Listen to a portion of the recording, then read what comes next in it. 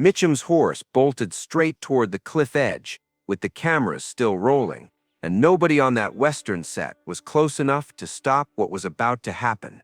Wait, because what John Wayne did in the next 3 seconds would cost the studio a fortune and make every stuntman on every lot tell the story for the next 30 years. And most people still don't understand why he made that choice. The Arizona high desert at 7 in the morning looks like God decided to paint with nothing but gold and shadow. And on this particular morning, in October 1959, 200 crew members were scattered across 3 acres of scrubland, waiting for the light to hit just right. They'd been setting up this cavalry chase sequence for 8 months. 12 cameras, $250,000 budget riding on one massive shot. John Wayne sat on his horse about 40 yards from the starting mark, checking his saddle straps for the 6th time that morning. The horse under him was a 14-year-old quarter horse named Smokey, who'd been in more films than half the crew, and when Smokey's ears flicked back twice in the same direction, John paid attention.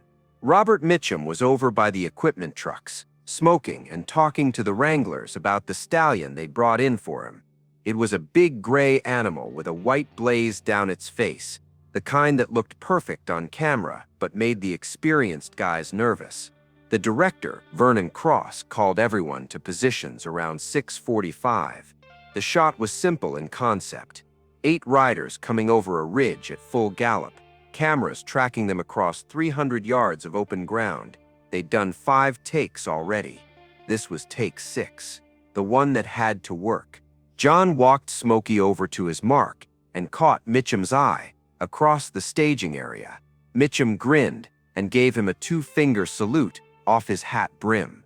John nodded back, but his hand stayed on his reins just a little tighter than usual. "Rolling," Cross said, and dropped his arm. The riders came over the ridge like a wave of muscle and leather and controlled violence, and for the first 100 yards, everything was exactly what it was supposed to be. The cameras tracked perfectly. The light held. The dust came up in long cinematic plumes. John kept Smokey at the front, Mitchum on his right. Then Mitchum's horse saw something. Nobody ever figured out what it was. Could have been a rattlesnake. Could have been reflection off a camera lens. Whatever it was, the horse's head jerked left. Its eyes showed white, and the animal broke from formation, heading straight for the cliff edge that bordered the north side of the shooting location. Notice something about the way panic moves through a crowd. There's always a 2-second lag between when something goes wrong and when people understand what they're seeing. The camera operators kept tracking because that's what their hands knew how to do. The wranglers started moving, but they were 300 yards back. John Wayne saw it instantly. Not just that the horse was running wrong, but that Mitchum was pulling back on the reins with both hands and nothing was happening, and that the cliff edge was maybe 200 yards ahead and closing fast, and that at this speed there were 3 seconds before the drop, and that nobody else was in position to do anything except watch it happen. Stop for a second and picture the set from above, because what you're about to see only makes sense when you know where his eyes were looking. John wasn't watching Mitchum. He was watching the space between Mitchum's horse and the cliff edge, calculating angles and speeds the way you do when you've spent 25 years learning that math with your body instead of your head. And the cameras were still rolling because film cost money, and you didn't stop unless someone was dying. That's the part most people don't understand.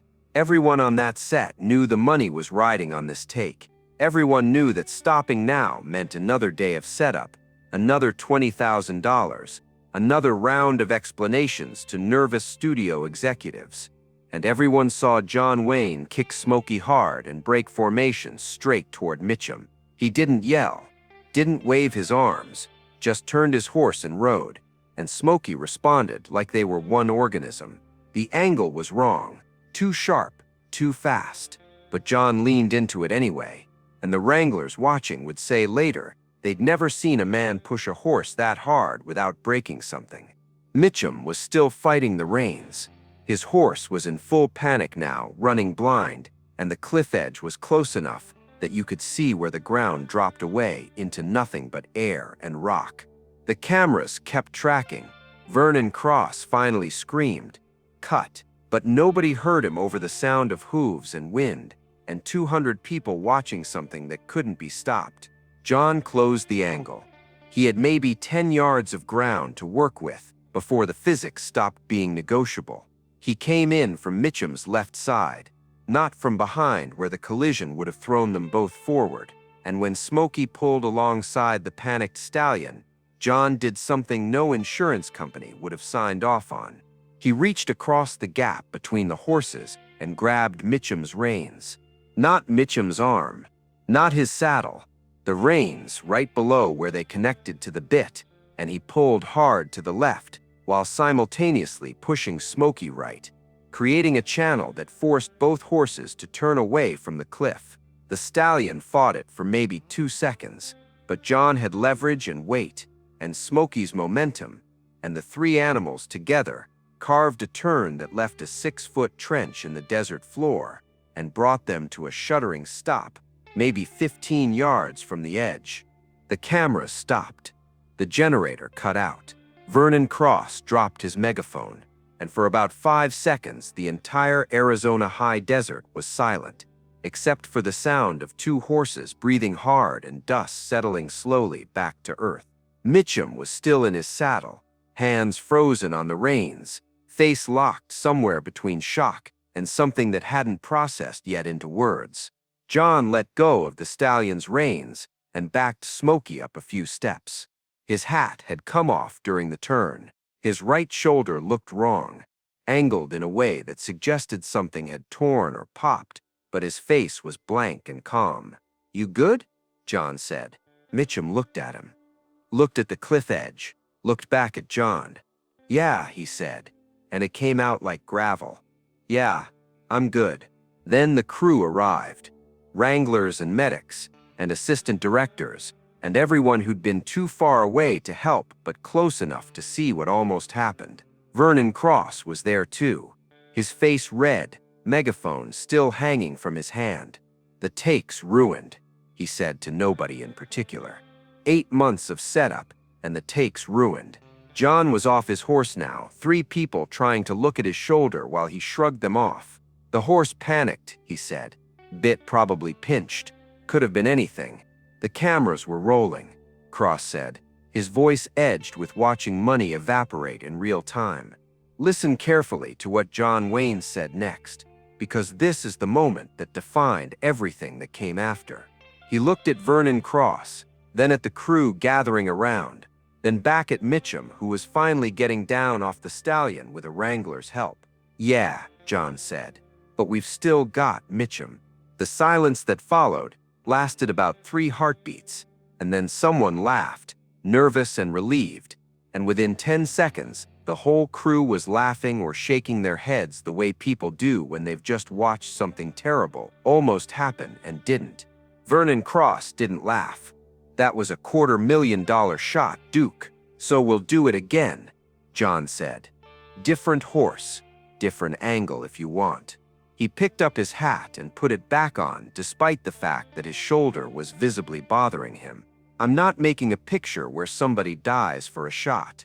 Not on my set." That phrase, "my set," did something interesting to the atmosphere. Everyone standing there knew that when John Wayne said it was his set, that's exactly what it was, and you either accepted that, or you had a problem that wasn't going to resolve itself with contracts. Cross turned and walked back toward the camera trucks without another word. The medics got John to stand still long enough to examine his shoulder, partially dislocated, torn rotator cuff that would need surgery. The first assistant director suggested they shut down for the day. John told him they'd shoot the scene again after lunch with a different horse and better safety checks, and nobody argued.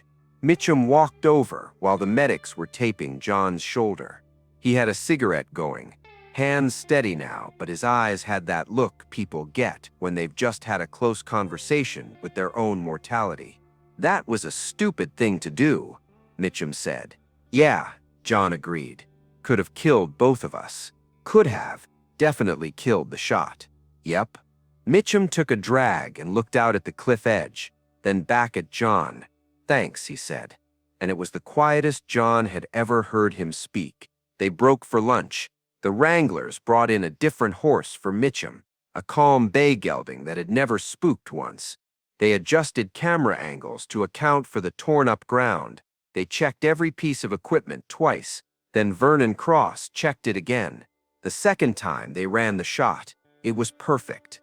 No panic, no near misses, no drama except the kind that belonged on film. And when Vernon Cross called cut, everyone on that set knew they had exactly what they needed. But here's what happened after they wrapped. The front office reviewed the footage from all 6 aborted takes, including the one where John broke formation and ruined the shot. They calculated the cost, a full day's delay, the ruined take, overtime for 200 crew, equipment rental extensions, and the fact that they'd have to paint out the trench marks in post-production. The number came to just under $47,000. The studio sent John Wayne a bill, not officially. The insurance covered accidents. But there was a meeting, a closed-door conversation between John and 3 studio executives who explained, very carefully, that his decision to break the shot had cost them significant money, and that perhaps in the future, he might consider whether saving a fellow actor from an unlikely accident was worth destroying an entire day's work. Remember what John Wayne said in response, because this is the line that got repeated in every bar and commissary for the next decade. He looked at the 3 executives, stood up, despite the fact that his shoulder was in a sling, and said, "Gentlemen, if you'd like to put in the contract that I should let a man die for a camera shot, I'll be happy to review that language with my lawyer. Otherwise, we're done here." He walked out. The executives didn't send another bill, but the consequences didn't stop there. Word got around that John Wayne had cost a production significant money by breaking protocol. Some people saw it as heroic. Others saw it as unprofessional. A few saw it as evidence that Wayne thought he was bigger than the production process itself, and there were studios that quietly decided not to work with him on certain projects because they couldn't afford someone who might make expensive moral choices. John knew about it, never talked about it publicly, but the projects that disappeared and the meetings that got canceled told their own story. He kept working. You don't stop being John Wayne just because a few executives think you're expensive. But there was a subtle shift in how certain deals got structured. Mitchum never forgot it. Years later, when asked in an interview about working with Wayne, he told the story of the runaway horse. The interviewer asked if it was true that Wayne had been penalized by the studio. Mitchum smiled and said, "Yeah, but he never told me that until years later. Just kept showing up, doing the work. That's the thing about Duke.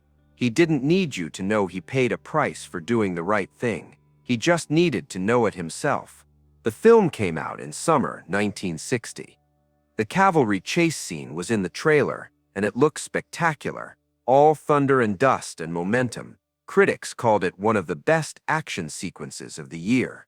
Nobody watching in theaters knew that the shot they were seeing was take 7, or that take 6 had nearly ended with a man dying on camera, or that the reason they got to watch Robert Mitchum ride across that screen was because someone made a choice in 3 seconds that cost him $47,000 and a piece of his career. The stuntmen knew, though. Word travels fast in that community, and the story became part of the code that governed Western sets for the next 30 years. You didn't let a man die for a shot.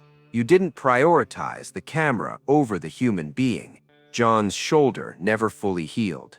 The torn rotator cuff required surgery, and even after that, he couldn't lift his right arm above a certain angle without pain. Watch his films from 1960 onward, and you can see it, the way he compensates, keeps his draw slightly lower, shifts his weight differently in fight scenes.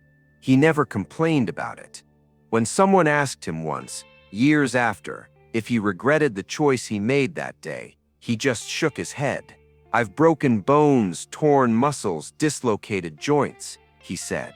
but I never had to watch a man die because I was too worried about money to do something. That's the injury I couldn't live with. The truth is, there were dozens of people on that set who could have done something. The wranglers were professionals.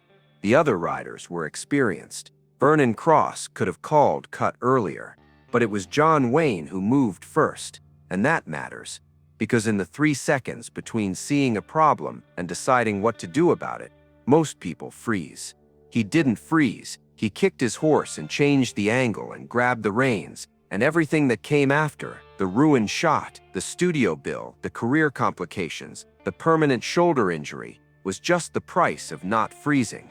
Some men pay that price and spend the rest of their lives talking about it. John paid it and went back to work the next day with his arm in a sling. If you enjoyed spending this time here, I'd be grateful if you'd consider subscribing. A simple like also helps more than you'd think. If you've got a story about when someone made a choice that cost them something real, tell me in the comments. And if you want to hear what happened the night the sheriff showed up at John's trailer after the wrap party incident, let me know, because that's a whole other story about what happens when doing the right thing gets complicated.